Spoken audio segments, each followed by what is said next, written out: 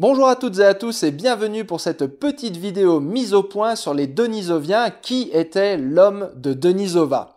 Alors les Denisoviens, c'est une découverte qui a été annoncée dans une revue scientifique prestigieuse en 2010.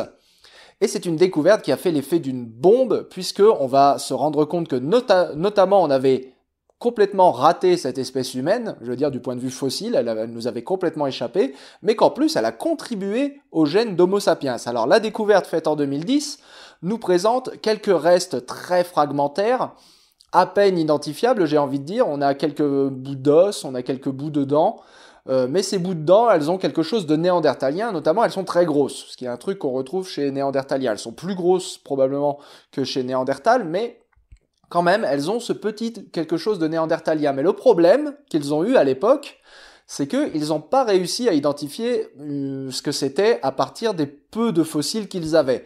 Par contre, ce qu'ils savaient, c'est que déjà, la grotte de Denisova se trouvant en Sibérie, profondément, vraiment dans la partie est de la Sibérie, et même très au nord, donc il fait très froid, il y avait des chances que des gènes soient préservés dans ces fossiles. Et d'autre part, ce qu'ils savaient, c'est que en 2010, on venait de finir de séquencer le génome de Néandertal.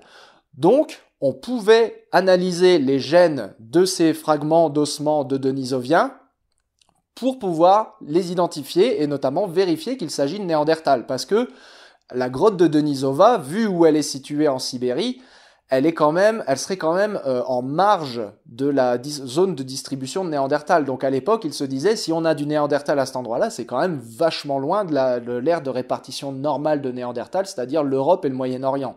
Donc ils font les analyses génétiques, et là, ils se rendent compte que ce n'est ni Néandertal, ni Homo sapiens. Il s'agit d'une troisième espèce humaine, donc un être humain presque moderne, j'ai envie de dire.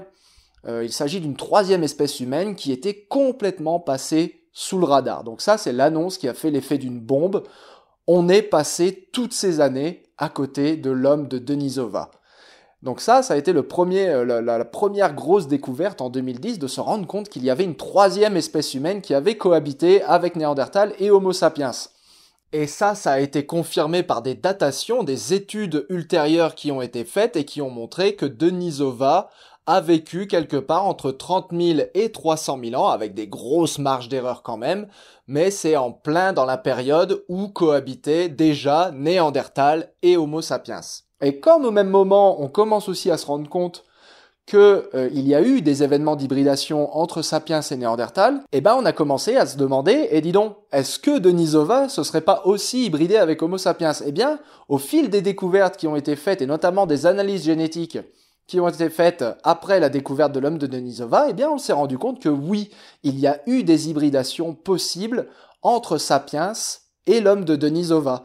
Et pas un peu d'hybridation dans les populations d'Asie du Sud-Est et d'Indonésie. On parle de 4 à 6% de gènes de Denisoviens qui auraient été transmis à Homo sapiens. Donc il y a effectivement une contribution non négligeable, assez similaire au final à ce qu'on retrouve de gènes de Néandertal dans les populations européennes. Donc il y a eu des hybridations entre Denisoviens et Homo sapiens. Et grâce aux gènes de Denisova qu'on retrouve chez les populations humaines modernes, on arrive à reconstituer une aire géographique hypothétique de Denisova, donc qui passe par la grotte de Denisova en Sibérie, évidemment, mais qui va aussi jusqu'au Tibet et même jusqu'en Asie du Sud-Est. Et ce qui est de très intéressant, c'est que les découvertes fossiles qui ont succédé à ces analyses génétiques ont confirmé en fait cette distribution, puisqu'on a retrouvé une mandibule de Denisova formellement identifiée grâce aux gènes. On a retrouvé cette mandibule au Tibet, et c'est une mandibule de Denisova, et tout récemment, une équipe, notamment composée de chercheurs français, vient de retrouver en Asie du Sud-Est des dents qui appartiennent bel et bien à Denisova. Donc, c'est vraiment tout récemment qu'on vient de confirmer, grâce aux fossiles, l'aire de répartition hypothétique qui avait été supposée, basée uniquement sur les gènes. Et ça, c'est quand même assez extraordinaire de voir à quel point la génétique et la paléontologie travaillent main dans la main pour essayer de reconstituer cette aire de répartition géographique de Denisova. Bon, maintenant, ces restes fossiles, aussi dispersés qu'ils soient dans tout l'est de l'Asie, ne nous renseigne pas beaucoup sur l'allure de Denisova, à quoi ressemblait Denisova. On ne peut pas vraiment reconstituer avec ce qu'on avait jusque-là un portrait robot de ce à quoi Denisova pouvait ressembler. On n'a que des restes très fragmentaires, cette mandibule du Tibet étant le plus gros fossile qu'on ait de Denisova. Alors à quoi ressemblait Denisova? On n'avait que les gènes, en fait, pour décider à quoi ressemblait Denisova, et ces gènes, comme je l'ai dit, ressemblent beaucoup à ceux de Néandertal. Néandertal et Denisova sont cousins, sont très proches parents, beaucoup plus qu'ils ne le sont d'Homo sapiens, donc on était en droit de supposer que Denisova ressemblait à Néandertal en se basant uniquement sur les gènes. Donc il aurait pu avoir une allure franchement néandertalienne du point de vue morphologique, notamment les gros bourrelets susorbitaires, le front fuyant, le menton fuyant, contrairement à Homo sapiens qui a un front vertical et un menton bien prononcé, et pas de bourrelets susorbitaires. Donc ça, c'est ce qu'on pouvait supposer à partir des gènes de Denisova. Mais en 2021 est annoncée la découverte du crâne d'Harbin. Donc le crâne d'Harbin, qui a été découvert en Chine, est un crâne quasiment complet et qui contient une dent. Et cette dent est très similaire aux dents de Denisova, notamment de par sa taille. Comme je vous l'ai dit, Denisova avait des dents très grosses. Donc ce crâne d'Harbin, qui a servi à la création d'une nouvelle espèce du genre Homo, Homo longi, l'homme dragon, eh bien ce crâne d'Harbin pourrait en fait être un crâne d'homme de Denisova. Alors comment on le sait? Eh bien parce que la dent qui est préservée sur le crâne d'Harbin est très similaire aux dents qu'on retrouve sur la mandibule du Tibet. Et cette mandibule du Tibet a été identifiée formellement comme appartenant à Denisova d'après les analyses génétiques.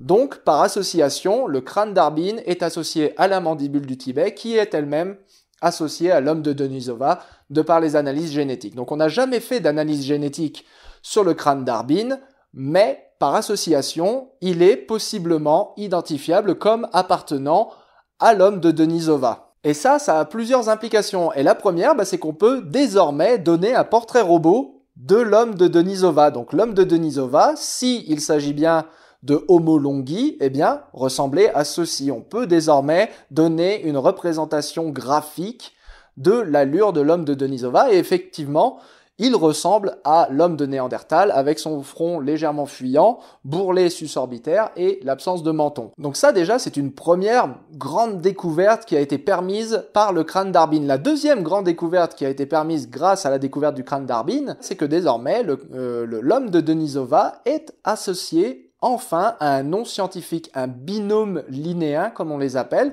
donc tel que pour l'homme moderne Homo sapiens.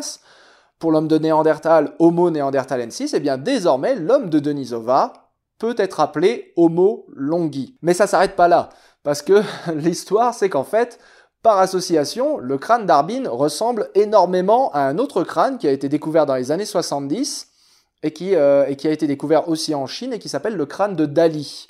Et ce crâne de Dali, à l'époque, dans les années 70, ils lui ont donné le nom de Homo daliensis, donc l'homme de Dali, littéralement.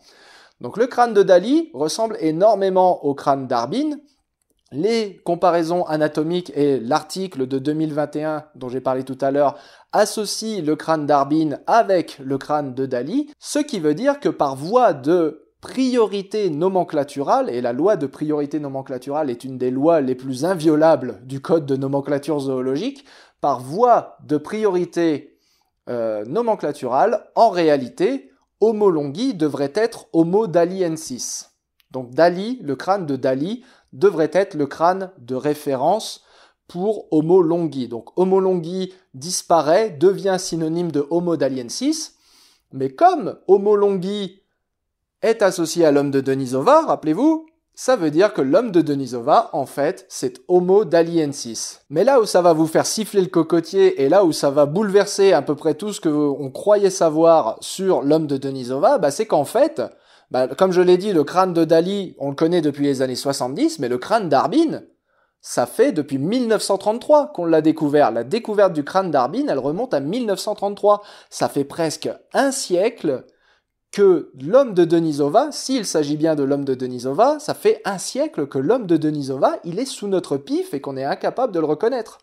Et ça démontre bien l'importance de la multidisciplinarité de la paléontologie. La paléontologie, c'est pas seulement de la morphologie, c'est pas seulement de la géologie, c'est aussi de la paléogénétique. Et c'est la combinaison de tous ces indices, des analyses génétiques d'un côté, des analyses morphologiques de l'autre, c'est cette combinaison qui permet d'identifier Harbin et Daly comme appartenant à Denisova, et c'est cette combinaison qui permet de montrer qu'en fait, ça fait plusieurs décennies qu'on avait des crânes de Denisova, et depuis 2010, on se demande à quoi Denisova ressemble alors que ces crânes étaient là, sous notre pif. Et c'est la multidisciplinarité de la paléontologie et de la paléogénétique qui ont permis l'identification de cette découverte majeure. Donc voilà, j'espère que cette petite mise au point sur l'homme de Denisova vous a plu, et je vous dis à très bientôt sur notre chaîne. Salut!